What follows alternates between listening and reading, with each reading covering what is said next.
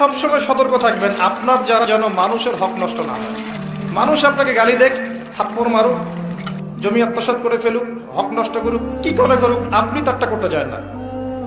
যারা করছে আপনি লাভবান। আপনি কেমন করে লাভবান? আপনি অসংখ্য নেকি পাচ্ছেন, আপনি জানছেনও না।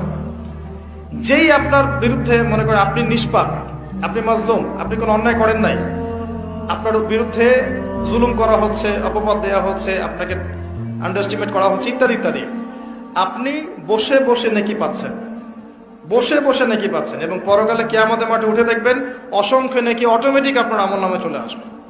আল্লাহর কাছে নিরপরাধ থাকার চেষ্টা করেন, মানুষের কাছে না। আল্লাহর কাছে ফেয়ার থাকেন, আল্লাহর কাছে আপনি নিষ্পাপ থাকার চেষ্টা করেন, মানুষের কাছে না।